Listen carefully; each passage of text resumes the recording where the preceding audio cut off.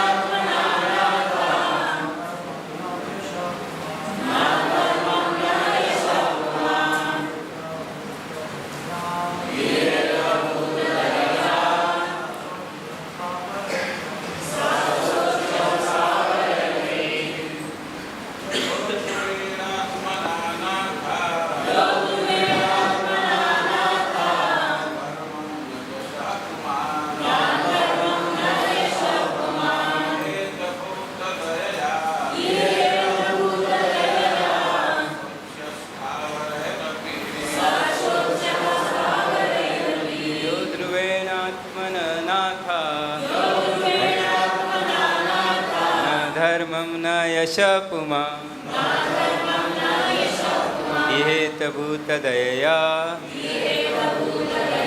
सशोच स्थावरैरपि पढ़िए। जो कोई अध्रुवेणा हे देवों ना नहीं धर्मम धार्मिक नियम ना नहीं यशः कीर्ति पुमान मनुष्य इहेता के लिए प्रयत्न करता है भूत दया जीवों के लिए दया से सहा वह मनुष्य सोच्यः सोचनीय है जड़ जीवों के द्वारा अपि भी हे देवों जो न दुखी प्राणियों पर दया दिखाते हैं और न धार्मिक नियमों या अक्षुण कीर्ति के महान कार्यों के लिए अपने नश्वर शरीर की बलि कर सकता है, वह निश्चय ही जड़ प्राणियों के द्वारा धिक्कारा जाता है। इस प्रसंग में भगवान श्री कृष्ण, भगवान श्री चैतन्य महाप्रभु तथा वृंदावन के 6 गोस्वामियों ने एक आदर्श स्थापित किया है, जहाँ तक श्री चैतन्य महाप्रभु का संबंध है। श्रीमद् भागवत में कहा त्यक्त्वा सुदुष्कृत सुरेशुतराज लक्ष्मी धर्मिष्ठराज वत्सा जगदादरण्यम् माया मृगम दैतैप्सितमन धावत वंदे महापुरुष के चरणारविंदम। हम भगवान के उन चरण कमलों को नमस्कार करते हैं जिनका मनुष्य को सदैव स्मरण करना चाहिए। उन्होंने अपना गृहस्थ जीवन यहाँ तक कि अपनी नित्य संगिनी को भी त्याग दिया, जिनकी पूजा स्वर्ग के वासी तक करते हैं। वे भौतिक माया के द्वारा मोहग्रस्त पतित आत्माओं के उद्धार के लिए वन में चले गए। संन्यास ग्रहण करने का अभिप्राय है नागरिक रूप से आत्महत्या, किंतु संन्यास प्रत्येक ब्राह्मण अर्थात प्रत्येक प्रथम कोटि के मनुष्य के लिए तो अनिवार्य है। श्री चैतन्य महाप्रभु की पत्नी अत्यंत करुणी एवं सुंदरी थी और उनकी माता अत्यंत स्नेहमयी थी। उनके परिवार के सदस्यों का व्यवहार इतना मधुर था कि देवता भी ऐसे घरेलू सुख की कल्पना नहीं कर सकते थे। फिर भी संसार की पतित आत्माओं के उद्धार के लिए चैतन्य महाप्रभु ने 24 वर्ष की आयु में गृह त्याग कर संन्यास धारण कर लिया। उन्होंने कठोर सन्यासी का जीवन बिताया और सभी शारीरिक सुखों का त्याग किया। इसी प्रकार उन 6 गोस्वामी समाज में भी अच्छे पदों पर मंत्री थे, किंतु वे सब कुछ त्याग कर श्री चैतन्य महाप्रभु के आंदोलन में सम्मिलित हो गए।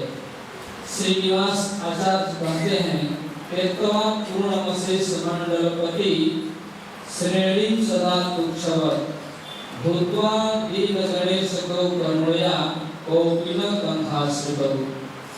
ये गोस्वामी अपने मंत्री, जमींदार तथा विद्वान पदों का भी त्याग कर श्री चैतन्य महाप्रभु के आंदोलन में संसार की पतित आत्माओं पर अनुग्रह करने के लिए सम्मिलित हो गए। दीन गणेश को करुणया, उन्होंने भिक्षुकों का जीवन स्वीकार किया।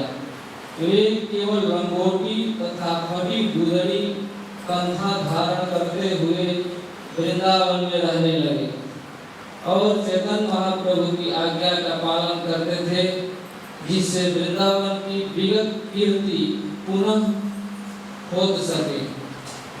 इसी प्रकार जिन लोगों को सुख सुविधा प्राप्त है, उन्हें चाहिए कि वे पतित आत्माओं के उद्धार हेतु श्री कृष्ण भावनामृत आंदोलन में सम्मिलित हो। भूत दया माया मृग दैतैप्सितमन तथा दीन गणेश को करुणया, इन सभी शब्दों से यही अर्थ निकलता है कि शब्द उन लोगों के लिए है जो मानव समाज को उचित ज्ञान पर उठाना चाहते हैं। अत्यंत सार्थक है। मनुष्य को चाहिए कि चैतन्य महाप्रभु 6 गोस्वामी तथा उन सभी पूर्व महर्षि दधीची के आदेशों का अनुसरण करते हुए श्री कृष्ण भावनामृत आंदोलन में सम्मिलित हो। क्षणिक सुखों के लिए अपने जीवन को व्यर्थ न जाने दे। मनुष्यों को चाहिए कि उस अच्छे कार्यों में लगाए। अंततः इस शरीर को नष्ट होना है, अतः मनुष्य को चाहिए कि इसका उत्सर्ग सारे संसार में धर्म फैलाने के लिए शुभ कार्य भी करे। हरे कृष्ण। वर्ष पहले इस देश में एक बहुत बड़े ब्राह्मण हुए, ब्रह्मर्षि, जिनको दधीची मुनि कहा जाता है। ये उन महान ऋषि का उद्गार है। देवताओं से वे कहते हैं, यो अध्रुवेण आत्मना, जो इस नश्वर शरीर से, आत्मा से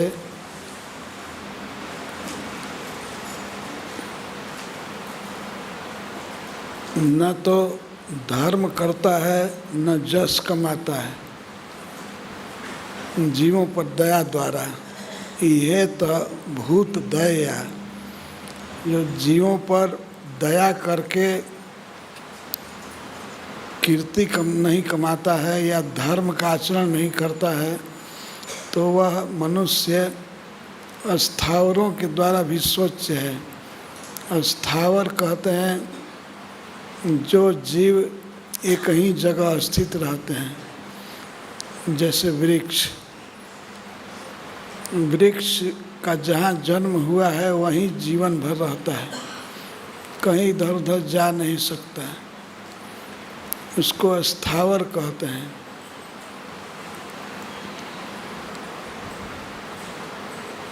पर जो मनुष्य घूमते हैं, बोलते हैं, कई जगह जाते हैं,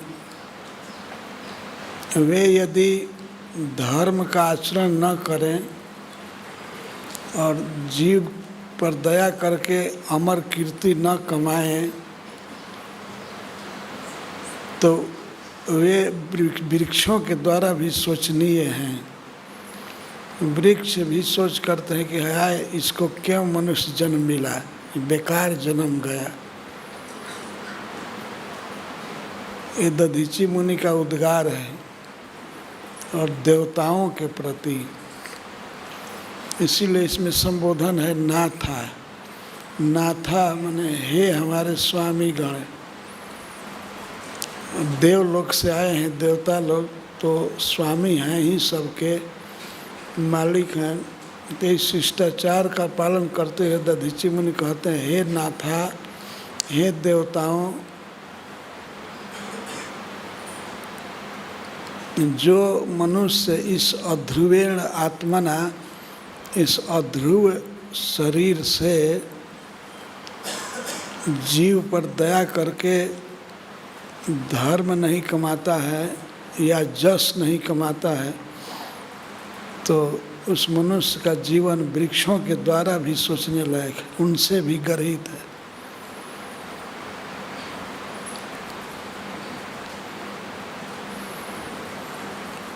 इसके परपर्ट में श्रील प्रभुपाद जी कहते हैं कि दधीची मुनि का यह उद्गार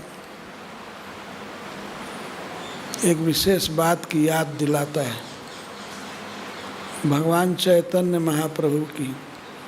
भगवान चैतन्य महाप्रभु ने जीवों के सुख के लिए दया करके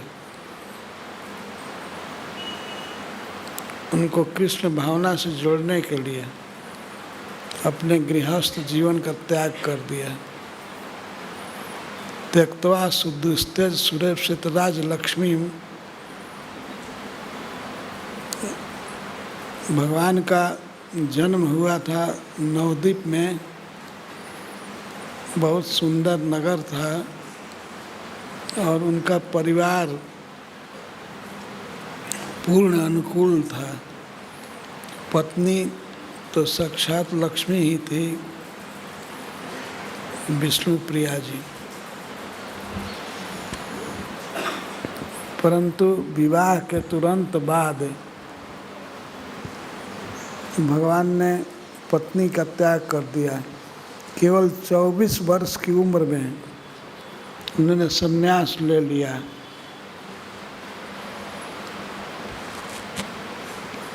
जब वे 20 वर्ष के थे उस समय उनका विवाह हुआ और 24 वर्ष में संन्यास ले लिए। कोई परिवार में दिक्कत नहीं थी, पत्नी अनुकूल थी और अपनी माता परम स्नेहमयी थी, सची माता। सब कुछ सुख भरा था।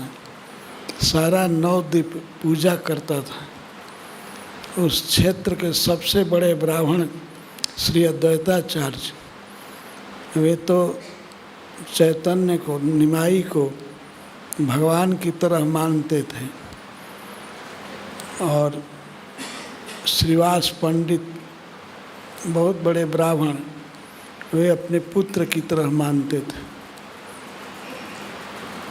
सारा सुख था, सब बहुत सम्मान था, लेकिन फिर भी भगवान ने, चैतन्य महाप्रभु ने त्याग दिया नवद्वीप को और अपने परिवार को। किस लिए? भूत दया, जीवों पर दया करके उनको कृष्ण से जोड़ने के लिए। और यही किया उनके शिष्यों ने, 6 गोस्वामियों ने।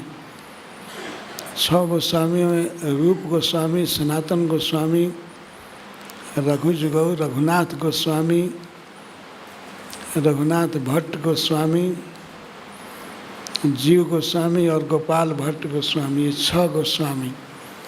इन्होंने भी वही किया, अपना बहुत बड़ा बड़ा पद छोड़ दिया। बहुत बड़े बड़े जमींदार थे ये, एक प्रकार के राजा ही थे, बहुत धनी थे, सारा सुख छोड़ दिए जीवों पर दया करके, उनको सिखाने के लिए। ये सब अपना अपना पद छोड़ करके भगवान चैतन्य महाप्रभु का अनुसरण किए। बहुत बड़ी बड़ी कथाएं हैं, एक एक गोस्वामी का बताने में तो बहुत समय लगेगा। हम 1-2 गोस्वामी का बताना चाहते हैं, कैसे उन्होंने त्याग किया। रूप गोस्वामी के विषय में और श्रील सनातन गोस्वामी के विषय में तो हम कभी कभी कह चुके हैं, लेकिन अन्य गोस्वामियों में जैसे रघुनाथ दास गोस्वामी, इनके विषय में कुछ नहीं कहे हैं, तो उन्हीं के विषय में कहना चाहते हैं किस प्रकार रघुनाथ दास गोस्वामी ने त्याग किया। एक बहुत बड़े जमींदार के पुत्र थे, 2 भाई थे। इनके पिताजी का नाम था गोवर्धन मजुमदार, और इनके ताऊ थे इनके पिता के बड़े भाई हिरण्य मजुमदार। ये 2 भाई थे, और इनकी वार्षिक आमदनी कितनी थी? 8 लाख स्वर्ण मुद्रा।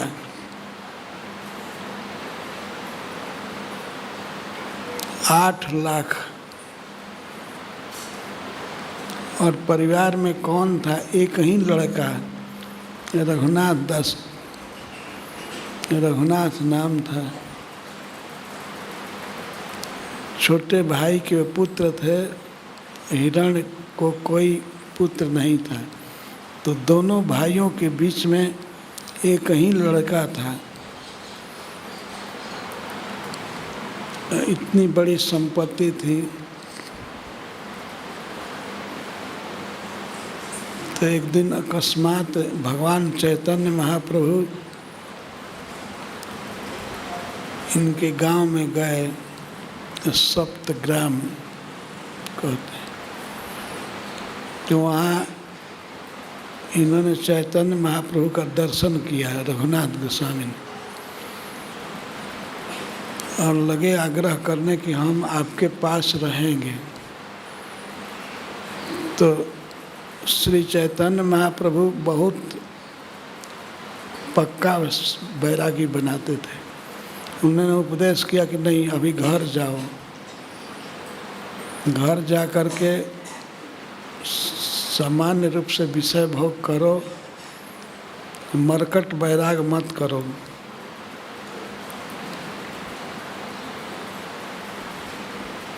फिर उन्होंने कह दिया, मैं वृंदावन जा रहा हूँ, वृंदावन से जब मैं आऊँगा, जब जैसी तुम्हारी इच्छा उसमें करना, लेकिन अभी घर जाओ। तो भगवान के चरणों का दर्शन कर लिया रघुनाथ दास गोस्वामी ने। इनका मन संसार में बिल्कुल नहीं लगता था। वे हमेशा यही चिंता करते थे कब मैं नीलाचल जाऊंगा। चैतन्य महाप्रभु का पता लगाते रहते थे कि वृंदावन से कब आ रहे हैं। उनको पता लगा कि वे आ गए हैं तो रात दिन रोते रहते थे, हा गौरांग, हा जीवन सर्वस्व, आप कब मिलेंगे। अब एक एक दिन उनका युगों के समान बीतता था। घर छोड़ करके वे जाना चाहते थे नीलाचल। इसी बीच में क्या हुआ कि नित्यानंद प्रभु आ गए इनके गांव में और बहुत लोगों के साथ ये गए मिलने के लिए। नित्यानंद प्रभु बहुत प्रेम किए, कहा कि हमारे बगल में बैठो।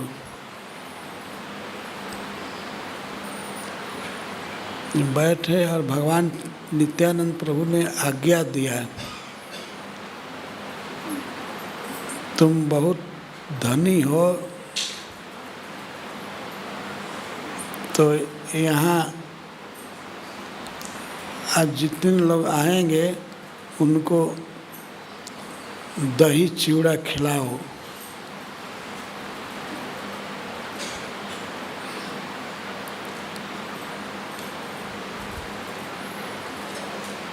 तो श्री नित्यानंद प्रभु पानीहाटी गांव में थे। उन्होंने आज्ञा दिया रघुनाथ गोस्वामी को कि चिड़ा दही महोत्सव करो। चिड़ा दही महोत्सव बिहार में, बंगाल में बहुत प्रसिद्ध है। जब दही अधिक होता है तो उसको दही चिड़ा महोत्सव कहते हैं, और जब दही कम होता है तो चिवड़ा को दूध में फुला करके या पानी में फुला करके दही के साथ खाते हैं, चीनी डालकर, तो उसको चिवड़ा दही महोत्सव कहते हैं। चिवड़ा दही महोत्सव में चिवड़ा ज़्यादा होता है, दही कम होता है, और दही चिवड़ा महोत्सव में दही ज़्यादा होता है, चिवड़ा कम होता है। तो भगवान ने, नित्यानंद प्रभु ने आज्ञा दिया कि तुम दही चिवड़ा महोत्सव करो।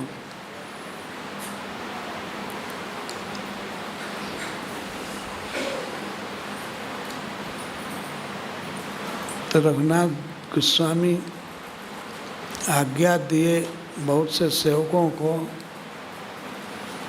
वो तो बहुत बड़े जमींदार के पुत्र थे।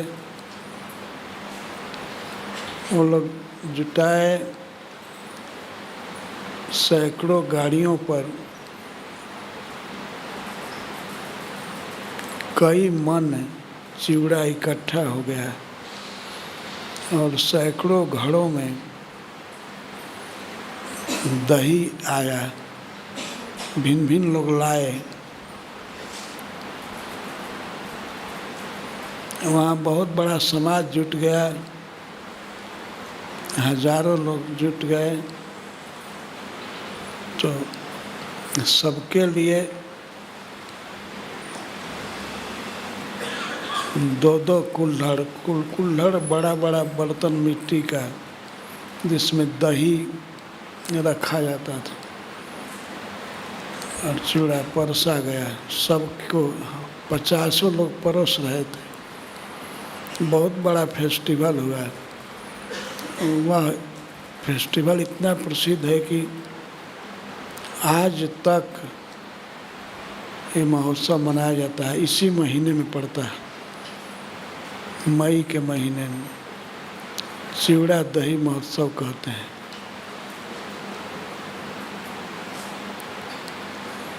इस्कान में भी यह बहुत प्रसिद्ध है।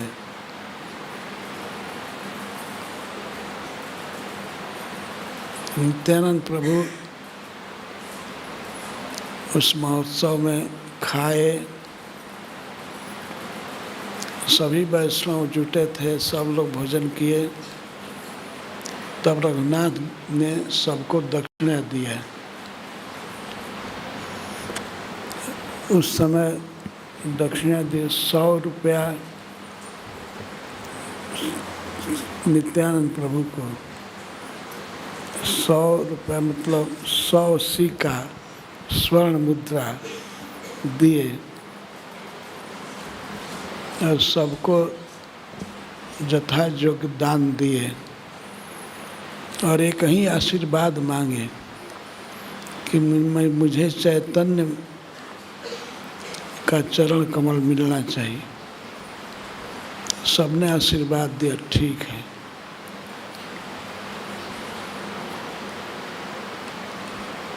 शाम हो गई तो राघव पंडित वहीं के पानीहाटी के ही थे। रात को नित्यानंद प्रभु वहीं रुके तो रघुनाथ दास भी वहीं रुके। यद्यपि उनके साथ सैकड़ों लोग आए थे उनकी निगरानी रखने के लिए। सबको लगाया था गोवर्धन मजुमदार ने कि कहीं ये लड़का भाग न जाए। वे हमेशा भागने की चेष्टा करते थे, नीलाचल जाने की। तो गोवर्धन मजुमदार ने रघुनाथ का विवाह कर दिया है एक बहुत सुंदरी कन्या से, जो अप्सरा के समान सुंदरी थी। ये सोच करके कि इसका मन उलझ जाएगा स्त्री में, लेकिन रघुनाथ का मन तो चैतन्य चरण में लगा हुआ था। वो कभी देखे भी नहीं अपनी पत्नी को। आसक्त होने की बात तो दूर रही, जिसका मन भगवान के चरण कमल में लगा हुआ है वो क्या आसक्त होगा। अब तो कोई भी उपाय किया गया, रघुनाथ दास गोस्वामी आसक्त नहीं हुए, स्त्री की तरफ कभी देखते भी नहीं थे।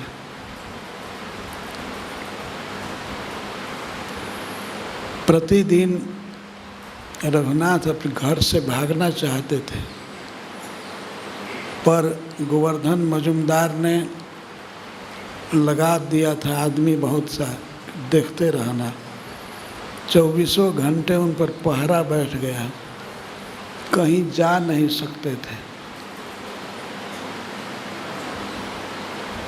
सबकी ड्यूटी थी कि तुम इतने से इतने समय तक देखा करो।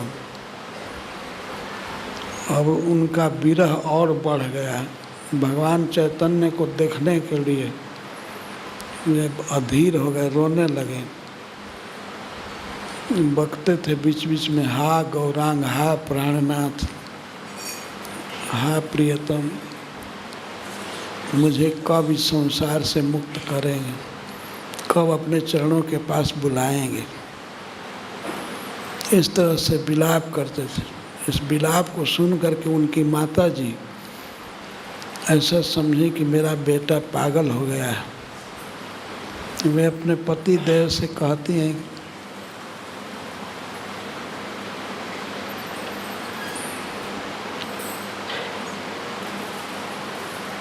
इसको घर में बंद रखिए, ये कभी भी भाग सकता है, इसका दिमाग काम नहीं कर रहा है।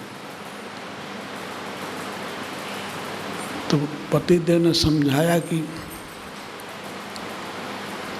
किसी भी उपाय से उसको बांध करके रखना असंभव है।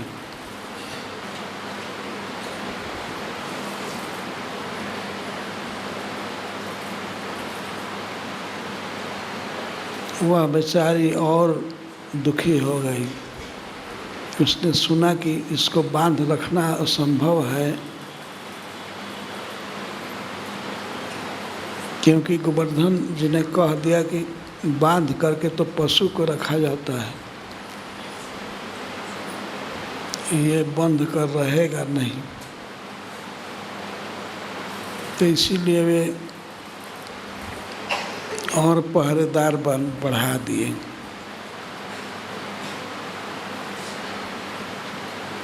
ये सब देखते रहते थे। एक दिन का समय था,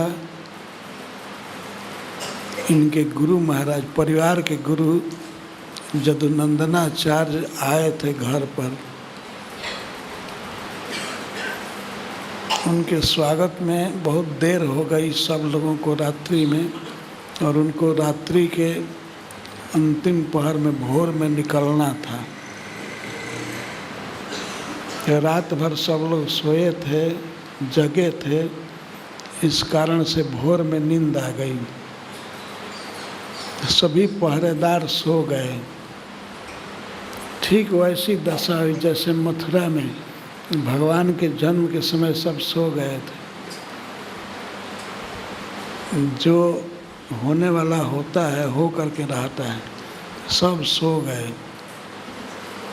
तो रघुनाथ विदा करने चले गुरु जी को। गुरु जी का घर बहुत दूर था, 3-4 माइल था। तो वे उन्हीं के साथ, गुरु जी के साथ निकल गए विदा कराने के लिए। लेकिन वे बहुत प्रसन्न थे कि आज हमको घर से निकलने का मौका मिला। वे बहुत दूर चले गए।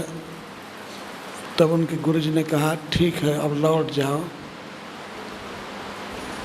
तो गुरु की बात मान करके वे कहे, ठीक है अब लौट जाऊँ, घर चला जाऊँगा।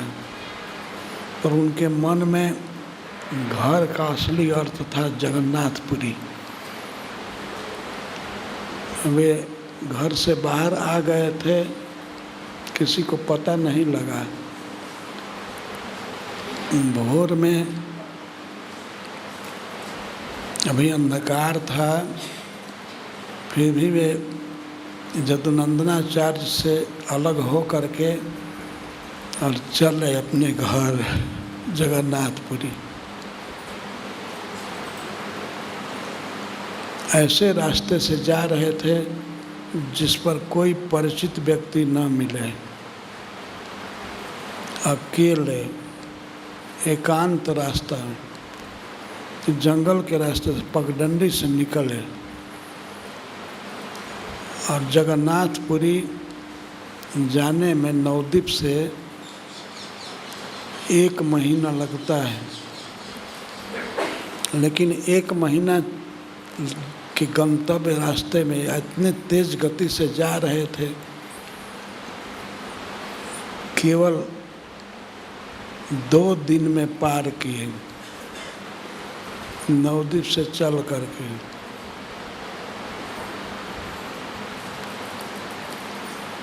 ये रास्ता भक्तों को मालूम है। जैसे सबसे पहले इस समय नवद्वीप से आएंगे कलकत्ता, कलकत्ता से फिर खड़गपुर, खड़गपुर के बाद मिदनापुर एक शहर पड़ता है, उसके बाद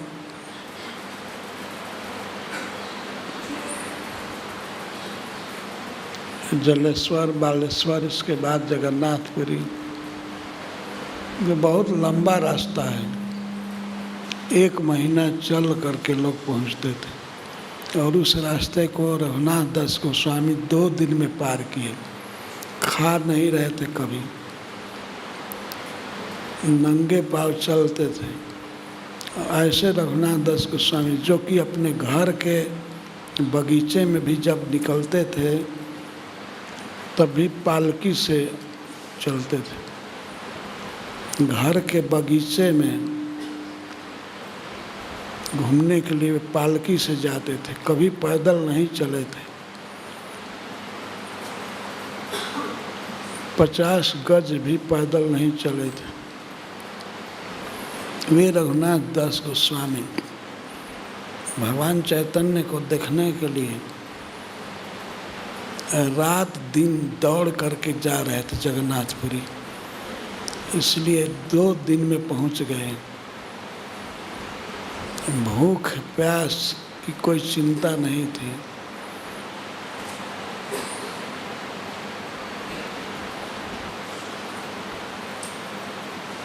दिन बीतने पर, दिन पूरा होने पर शाम को वे रुकते थे रास्ते में। 2 दिन तो रुके, किसी ने दूध पिला दिया, बस वही पी करके रह गए थोड़ा सा, पर उनको खाने पीने की चिंता नहीं थी। चिंता थी भगवान गौरांग के चरण को देखने की। जब पहुँचे जगन्नाथपुरी तो उस समय भगवान चैतन्य महाप्रभु अपने कुछ साथियों के साथ कृष्ण कथा कर रहे थे। रघुनाथ पहुँचे और जाकर प्रणाम किए।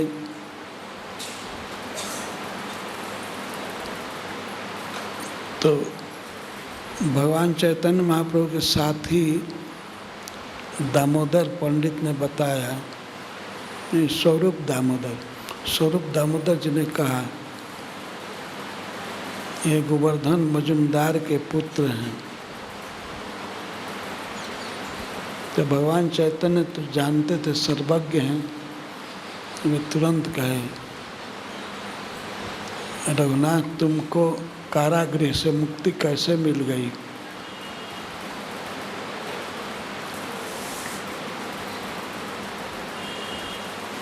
ये कई दिन से भूखा है, इसको भोजन देना चाहिए। तो गोविंद जो सेवा करते थे भगवान चैतन्य महाप्रभु की, गोविंद ने कहा कि प्रसाद पालो। तो रघुनाथ ने कहा कि नहीं, अभी स्नान करूँगा, समुद्र स्नान, और उसके बाद जगन्नाथ जी का दर्शन कर लूँगा, तब प्रसाद पाऊँगा। भगवान चैतन्य महाप्रभु का उच्छिष्ट दे रहे थे गोविंद, लेकिन स्नान करने गए समुद्र में, फिर दर्शन किए, दर्शन करके आए, तब थोड़ा सा प्रसाद दिए।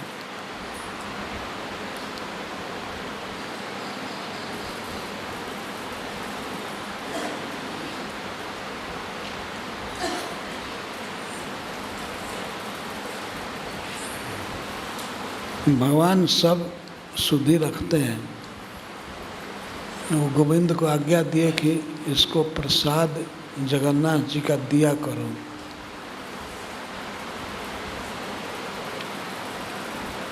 और यह बहुत कष्ट सह करके आया है, इस पर ध्यान रखो। लेकिन रघुनाथ को तो सबसे बड़ा सुख था, भगवान का दर्शन हो गया, भोजन की चिंता नहीं थी। वे वैराग की मूर्ति थे। उन्होंने सोचा कि जब घर छोड़े हैं तब भीख मांग करके खाना चाहिए, भिक्षु बन करके। तब वे सिंह द्वार के पास रहते थे, वहीं पर भिक्षा मांगते थे। सिंह द्वार के पास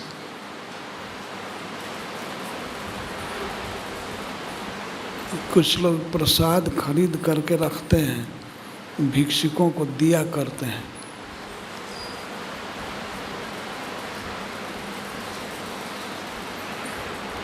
तो वहीं खड़े होकर के कई घंटे भीख मांगते थे, भीख के लिए खड़े रहते थे।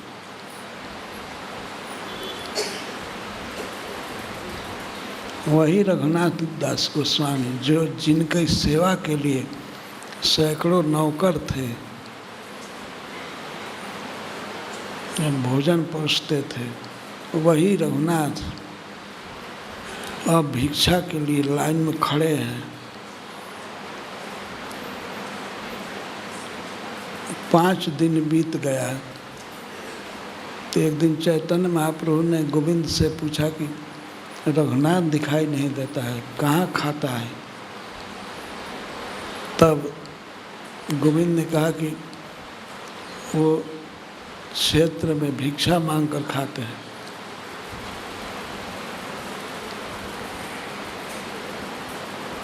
तो भगवान चैतन्य ने कह दिया, ये भिक्षा मांग करके खाना ठीक है, लेकिन ये वेश्या का आचार है। आशा रहती है कि कोई आया तो वो देगा, वो देगा, वो देगा। इसको सुन लिया रघुनाथ ने, तो फिर वे भिक्षा मांगना भी छोड़ दिए।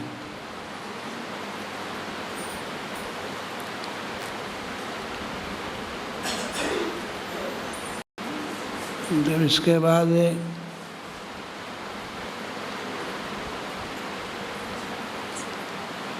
आनंद बाजार में जो अन्न बच जाता है, जिसको दुकानदार लोग फेंक देते हैं, गायों को डाल देते हैं। गायें भी जब नहीं खाती हैं तब वो अन्न सड़ करके नाली में बहता है। तो वही अन्न भात नाली से छान करके पत्तल पर रख करके रघुनाथ खाते थे। सड़ा हुआ अन्न जिसको गाय भी नहीं खाती थी। पानी में वो लाते थे, पानी में धो करके और भात को खाते थे, और नमक नहीं, कुछ नहीं उसमें। तो भगवान को तो सब पता है, वे पूछते रहते थे इस समय क्या कर रहा है रघुनाथ।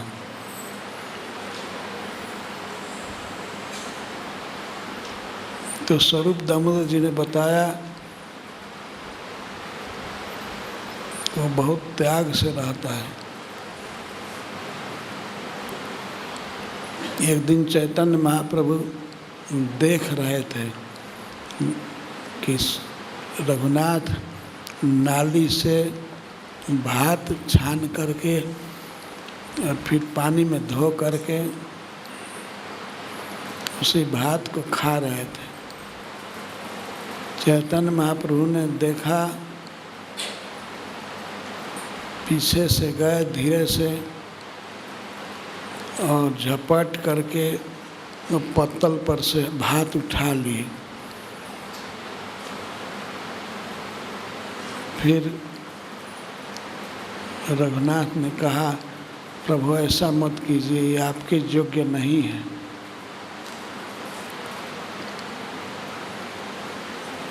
आप मत खाइए, आप मत खाइए। लेकिन चैतन्य महाप्रभु तो लेना था, ले करके तुरंत भात को मुख में लगा ली, खाने लगे। और जब रघुनाथ ने कहा कि आपके योग्य नहीं है, तब भगवान चैतन्य महाप्रभु ने कहा कि ऐसा मधुर प्रसाद मैं समस्त जीवन में नहीं पाया था। इतना सुंदर स्वादिष्ट।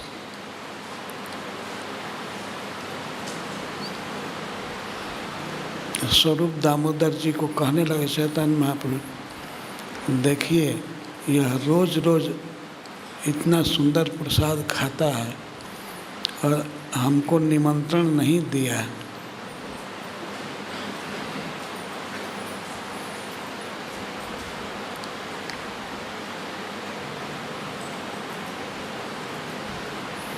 फिर स्वरूप दामोदर जी ने भी कह दिया कि नहीं, आपको ऐसा नहीं खाना चाहिए।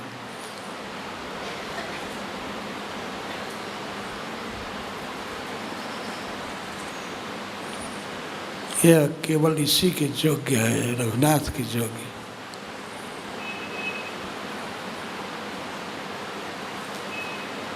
भगवान चैतन्य महाप्रभु ने स्वरूप दामोदर जी को, रघुनाथ को दिया, कहा कि यह आज से स्वरूपेर रघु, इस स्वरूप का रघु कहा जाएगा। आप इसकी संभाल कीजिए।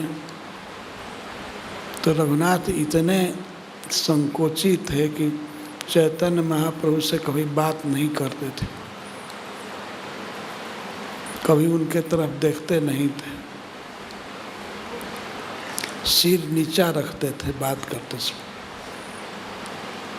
तो एक दिन चैतन्य महाप्रभु ने कहा स्वरूप दामोदर जी से कि आपका शिष्य हमसे बात भी नहीं करता है,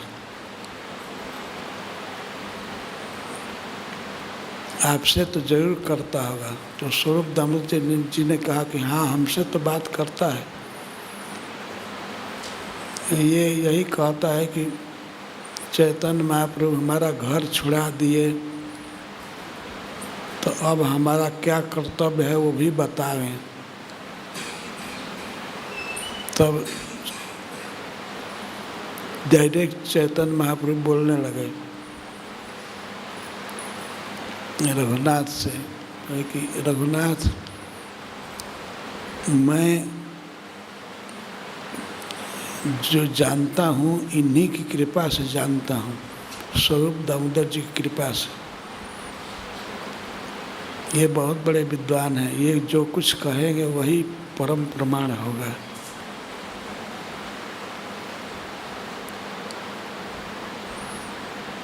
तुम इन्हीं से कुछ कुछ सीखो। तब स्वरूप दामोदर जी ने कहा,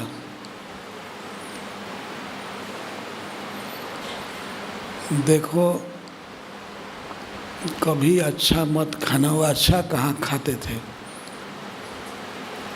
और कभी सांसारिक चर्चा मत करना, किसी की निंदा मत सुनना, किसी के गुण दोष को मत कहना, अच्छा खाना नहीं, अच्छा पहनना नहीं, लोक चर्चा मत करना, सब समय कृष्ण का नाम जपना।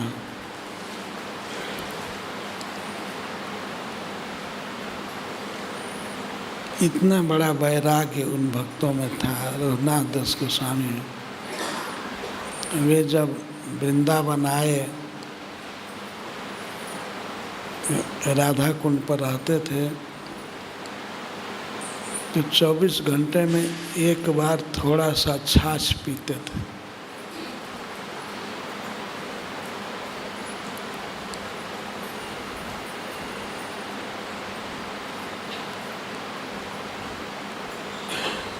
भोजन में वही छाछ था, थोड़ा सा, और 1 लाख जप करते थे।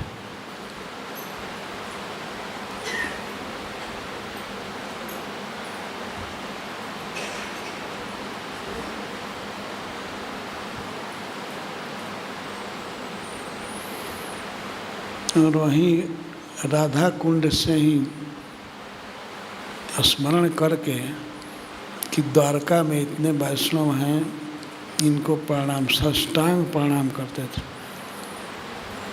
वृंदावन में रहने वाले भक्तों को साष्टांग, नवद्वीप में रहने वाले, जगन्नाथपुरी में रहने वाले समस्त वैष्णवों को मन ही मन याद करके और दंडवत प्रणाम करते थे। भोजन कितना कम, छाछ पीना और दंडवत प्रणाम।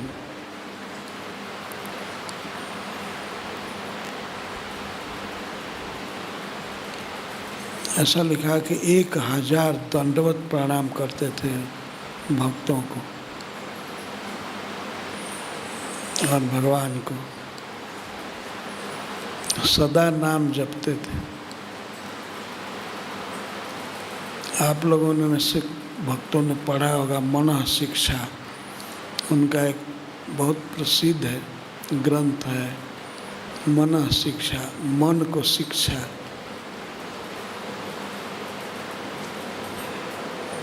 बहुत उत्कृष्ट ग्रंथ है।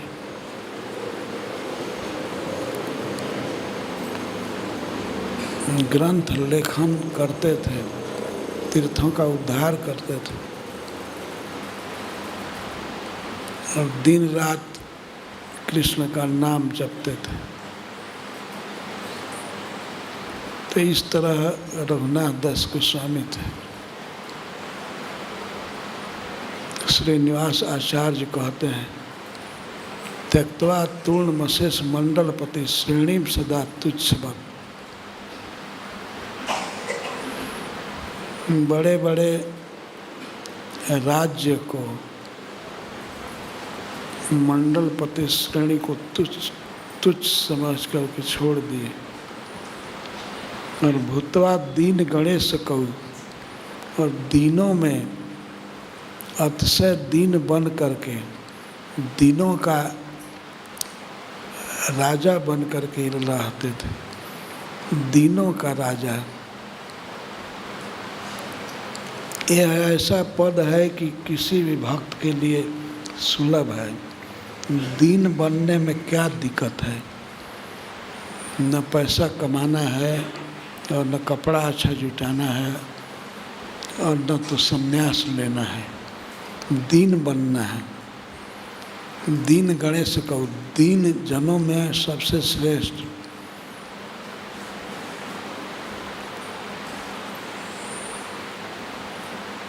ये चैतन्य महाप्रभु का सिद्धांत है, दीन बन जाना है। दीन बनना बहुत बड़ा काम है। किसके लिए दीन बने? जीवों पर दया करने के लिए।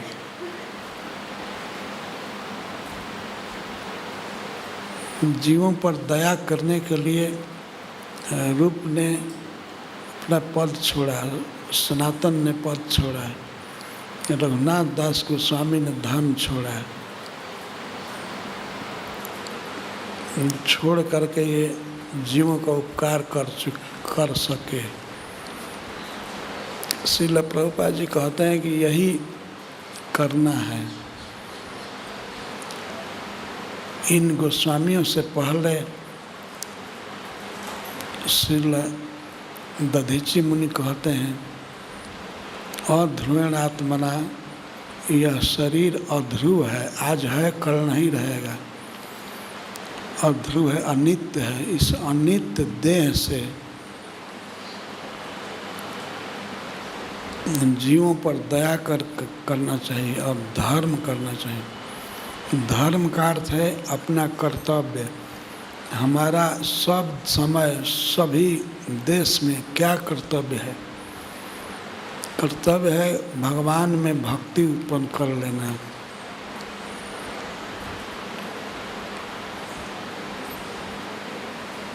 भक्ति होती है भगवान का नाम जपने से, प्रणाम करने से। तो यही कर्तव्य है। तो जो व्यक्ति अपने कर्तव्य को नहीं कर पाता है, भक्ति नहीं कर पाता है और जीवों पर दया करके अमर जस नहीं कमा लेता है, उस व्यक्ति पर वृक्ष भी सोच करते हैं। स्थावर जो एक जगह से दूसरी जगह जा नहीं सकते, जहाँ जन्म भगवान ने दिया है वहीं घाम सहते हैं, दुख सहते हैं, जाड़ा सहते हैं, आंधी सहते हैं, पर वे भी अपने अंगों से दूसरे का उपकार करते हैं। स्वयं भगवान कृष्ण कहते हैं, एक बार जमुना के तट पर गाय चराते हुए गए, बहुत दूर निकल गए। गर्मी का महीना था, धूप काफ़ी थी। जमुना के किनारे भगवान चल रहे थे अपने सखाओं के साथ, 10 मित्रों के साथ।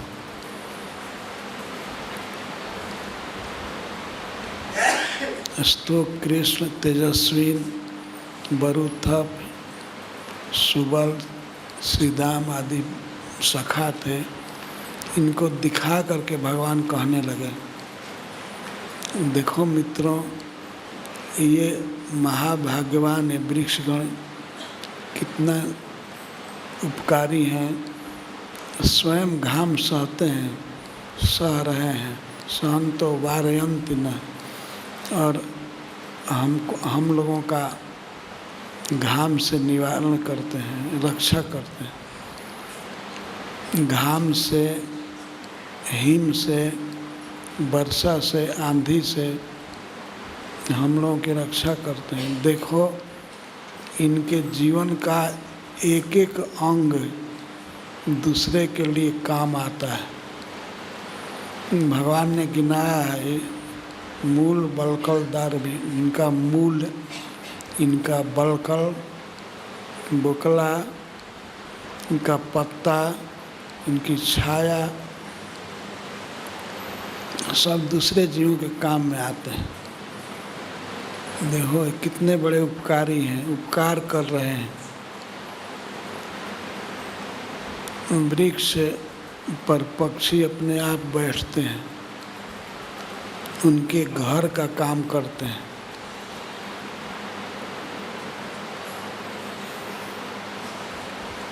इनके शरीर का कोई अंग ऐसा नहीं है जो बेकार जाता है।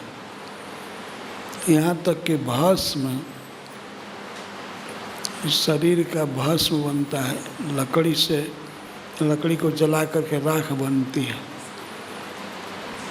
वो राख कभी कभी साधु महात्मा भी अपने देह पर धारण करते हैं, और साधुओं में सबसे बड़ा साधु भगवान शंकर भस्म धारण करते हैं।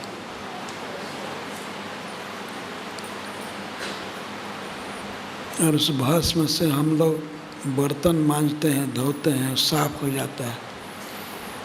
तो ऐसा इसका जीवन है कि सब काम आ रहा है। भगवान ने ध्यान से देखने को कहा अपने सखाओं को, पश्यता एतान महाभाव, देखो ऐसा जीवन होना चाहिए। एतावत जन्म साफल्यम देहि नाम यह देहिषु प्राणैरर्थर धिया वाचा श्रेय एवाचरित सदा। एतावत जन्म साफल्यम, जीवन की सफलता इसी में है कि दूसरे का उपकार किया जाए।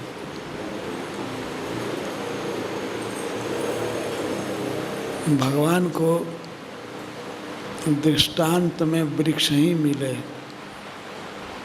वृक्ष सबसे ज़्यादा उपकारी हैं सबके।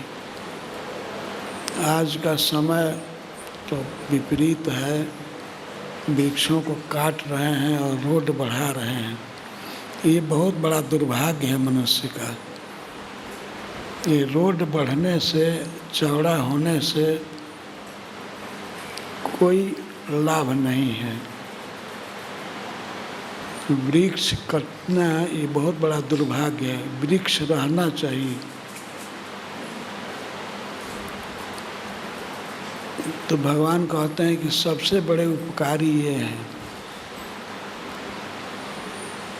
एतावत जन्म साफल्य, यही जीवन की सफलता है। अपने पास जो कुछ है उसके द्वारा दूसरे का उपकार करें। भगवान चैतन्य ने छोड़ दिया अपने गृहस्थ जीवन को। सद गोस्वामियों ने अपने सुख को तिलांजलि दिया, केवल दूसरे जीवों का हित करने के लिए, मनुष्यों का हित करने के लिए। श्रील प्रभुपाद जी इसी परंपरा में हुए, जो अपने दैहिक सुख का परित्याग करके अमेरिका में गए। उस समय उनके लिए वह बड़ा त्याग था। हवाई जहाज उस समय भी चल रहे थे, फिर भी प्रभुपाद जी जल के जहाज से गए।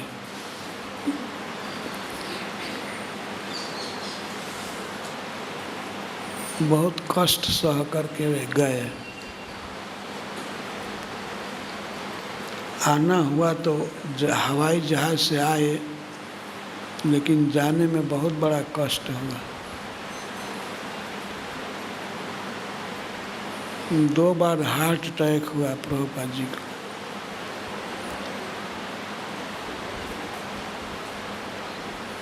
पर किसी भी तरह से जीवों का हित करना था कि कर गए। तो प्रभुपाद जी लिखते हैं कि अपने सुख सुविधा का ध्यान न करके दूसरे के लिए कष्ट सहना, दुख सहना, यही वैष्णव का सिद्धांत है।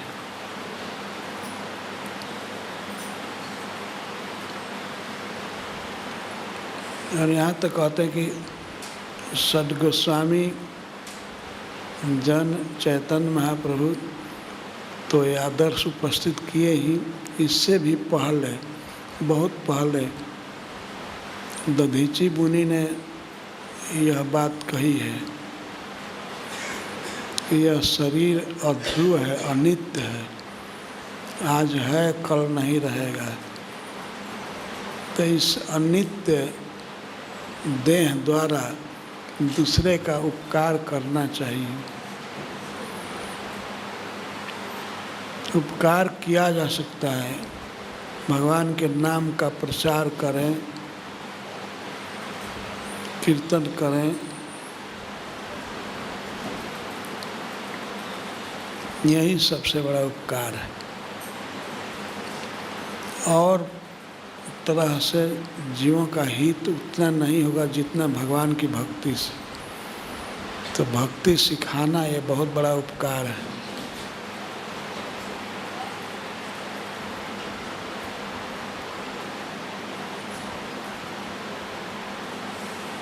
एक बात मेरे मन को आज बहुत टच की कि भूतवा दीन गणेश कहू, ये सद्गोस्वामी जन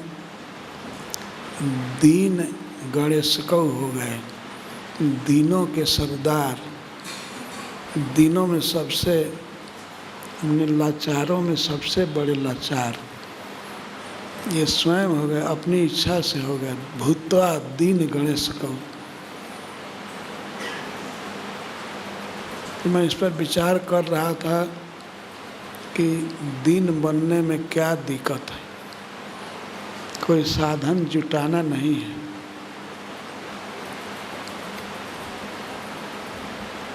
यदि कोई सुविधा है अपने पास तो उसको छोड़ने में दिक्कत क्या है।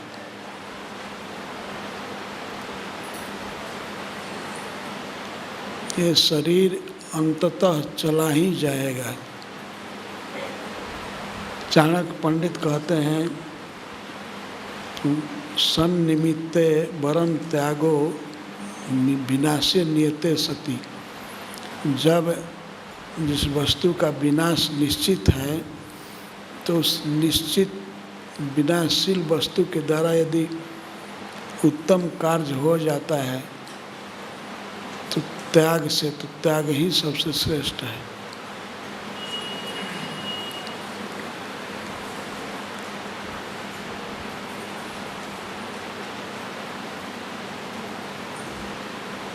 आजकल बहुत भक्त चाहते हैं हम ब्राह्मण हो जाएं, हम सन्यासी हो जाएं। क्या करोगे सन्यास लेकर के?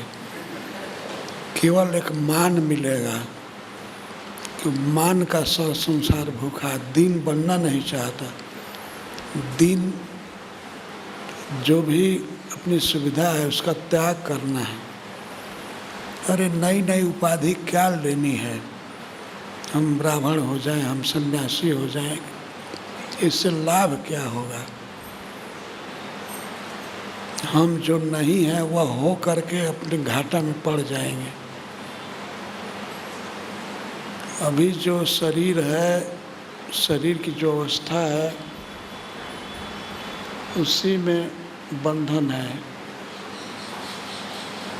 और शरीर की उपाधियों में सजना ठीक नहीं है।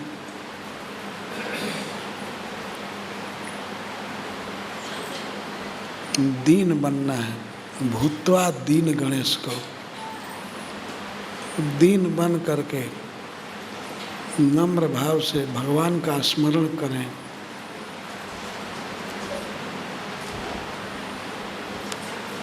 आज भी ब्रज में कोई ऐसे दीन बन करके रह सकता है। कई ऐसे महात्मा हैं जो दूसरे के घर में रहते हैं, अपना घर नहीं है, अपना कोई स्थान नहीं है, लेकिन फिर भी मधुकरी करके भिक्षा मांग करके रह जाते हैं और भगवान का नाम रटते रहते हैं।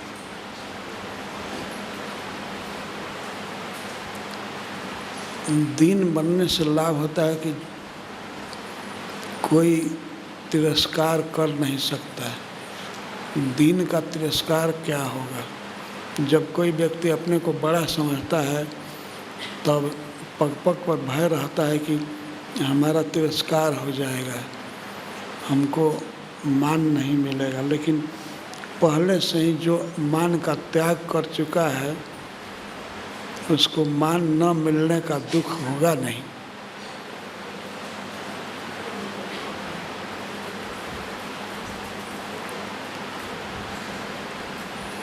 भूत्वा दीन गणेश को बहुत महत्वपूर्ण वाक्य है।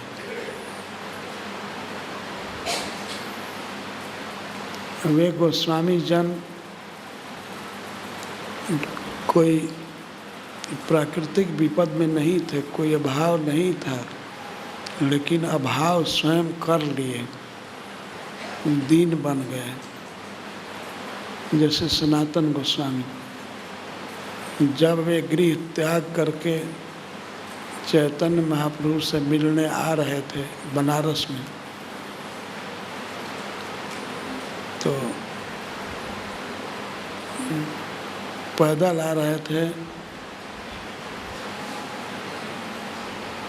आते आते वे पटना के पास पहुँचे, नवद्वीप से आ रहे थे। पटना के पास हाजीपुर एक शहर है, तो हाजीपुर में जब वे पहुँचे तब वहाँ उनके बहनोई श्रीकांत जी मिले। श्रीकांत जी ने कुछ देख कर पहचान लिया कि ये सनातन गोस्वामी है।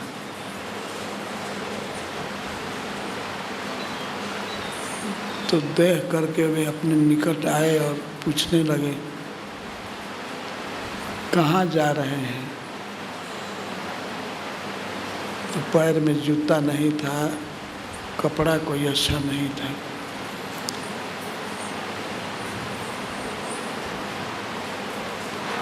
तो श्रीपाद सनातन गोस्वामी कहते हैं,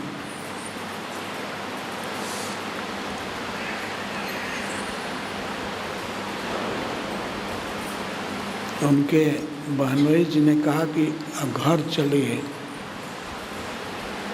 तब सनातन जी ने कहा, घर ही तो जा रहे हैं, अब तक परदेश में थे, अब घर जा रहे हैं। घर का मतलब है वृंदावन, अब घर जा रहे हैं।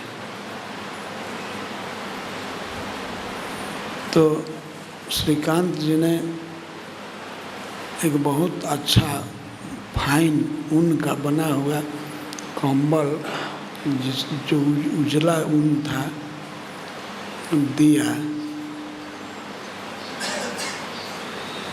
भोट कंबल।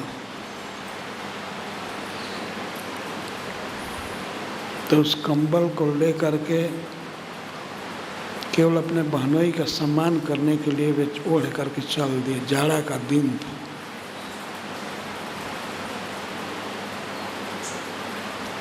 कौपीन पहने हैं और बहुत बढ़िया कंबल ओढ़ लिए और आए। बनारस में पता लग गया कि भगवान चैतन्य महाप्रभु कहाँ हैं। वे चंद्रशेखर जी के घर पर रहते थे। चंद्रशेखर जी का घर दशाश्वमेध घाट के पास था। चैतन्य महाप्रभु वहीं रहते थे और भिक्षा करते थे तपन मिश्र के घर विश्वेश्वरगंज में।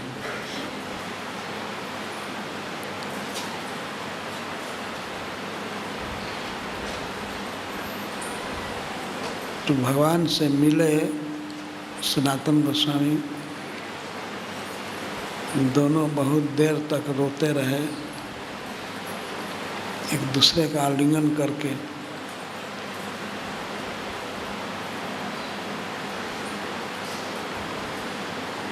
हमने सनातन गोस्वामी देख लिया, भगवान के आँख को देख रहे थे, चैतन्य महाप्रभु के आँख को, कि बार बार हमारे कंबल पर देख रहे हैं।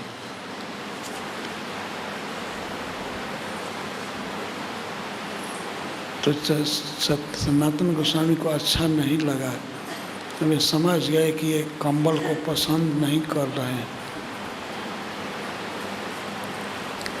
तो वे तुरंत गंगा जी के तट पर गए। एक साधु अपना कंथा, अपनी गुदड़ी को सुखवा रहा था। तो सनातन जी गए, कहे कि आप हमारा एक काम कीजिए, आप एक कंथा दे दीजिए हमको और एक कंबल ले लीजिए। तो वो समझा कि ये मजाक कर रहा है। उसने कहा कि स्वामी आप ऐसे क्यों कर रहे हैं, आप इतना अच्छा कंबल दे रहे हैं और एक चिथड़ा लेना चाहते हैं, गुदड़ी लेना चाहते हैं, उसे मजाक मत कीजिए। तब सनातन गोस्वामी ने कहा नहीं, मजाक नहीं कर रहा, मुझे ज़रूरत है। वे कंबल डाल दिए उन साधु पर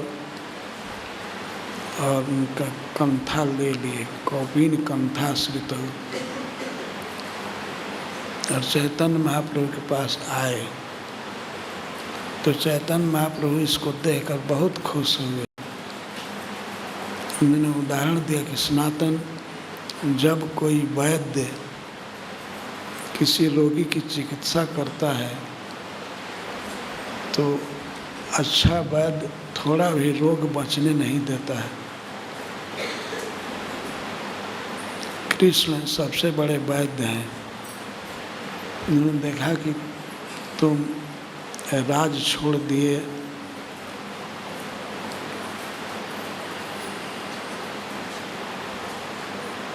भीख मांग करके खाते हो,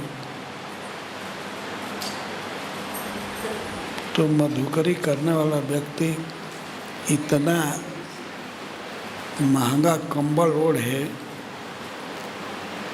यह ठीक नहीं लगता। इसीलिए कृष्ण ने तुम्हारा रोग दूर कर दिया, अब अच्छा हो गया। कंथा ले लिए और कंबल दे दिए, बहुत अच्छा हुआ। यह बिल्कुल फिट है।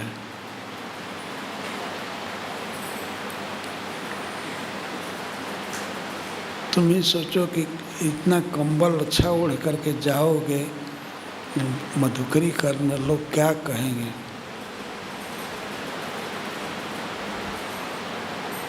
तो भगवान बहुत प्रसन्न होते थे जब त्याग कोई करता था।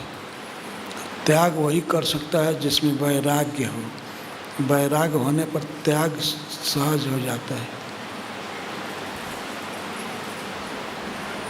तो इस तरह का वैराग्य था गोस्वामी जनों में।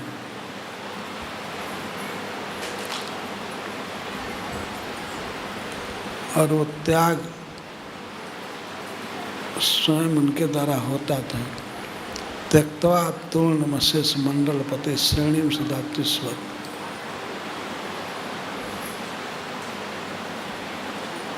कौपीन कंथा से तो करुणा से दूसरे जीवों पर दया करने के लिए वे कौपीन और कंथा धारण करते थे। कंथा का अर्थ होता है बहुत पुराना कपड़ा फेंका हुआ और उसी को सी करके जोड़ करके जाड़े की रक्षा की जाती है, जाड़े से अपने शरीर को बचाया जाता है।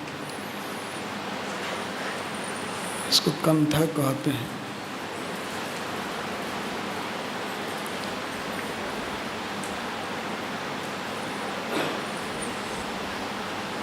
तो इस तरह से रेशमी वस्त्र पहनने वाले बड़े बड़े जमींदार, राजा, और फिर केवल पुराना कपड़ा, उसका थोड़ा सा कौपीन पहनते थे और कंथा ओढ़ते थे।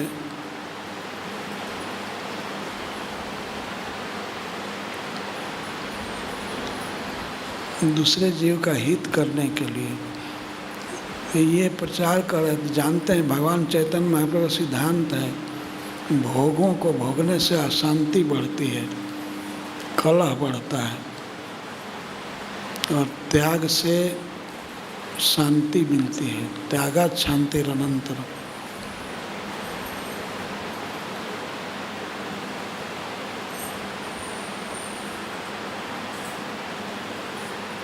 इसीलिए भूत्वा दीन गणेश को दीन बन करके रहते।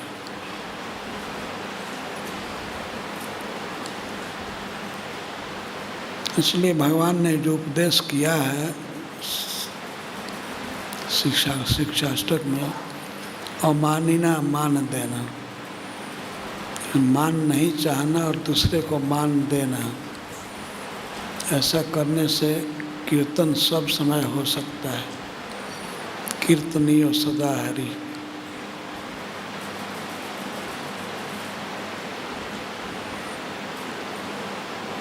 दीन बन करके रहना इस संसार में बड़ा लाभदायक है। भजन में कोई विघ्न नहीं हो पाएगा। भजन में विघ्न तब होता है जब व्यक्ति अपने को बड़ा मानने लगता है, मान की अपेक्षा रखता है।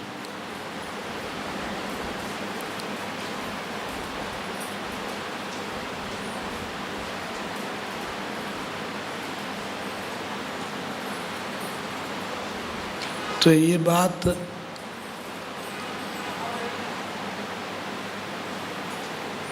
बहुत साफ हो गई है दधीची मुनि के उदाहरण से, कि उन्होंने अपने शरीर को दे दिया देवताओं के हित के लिए।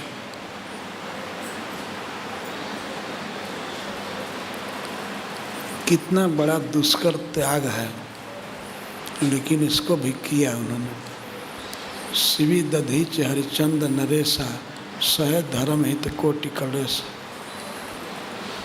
बहुत से राजा ऐसे हो गए हैं और बहुत से ब्राह्मण जिन्होंने अपने देह को दे दिया दूसरे के लिए।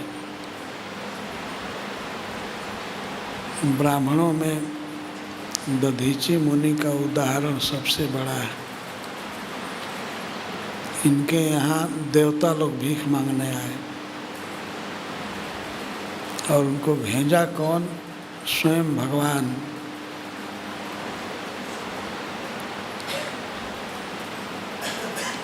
तो ये उदाहरण है, हम लोगों को अपने जीवन में जितना हो सके अपनाना चाहिए।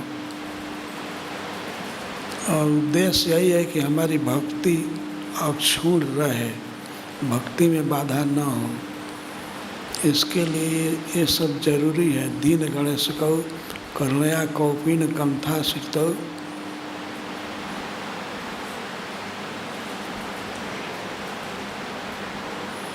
जय श्रील प्रभुपाद।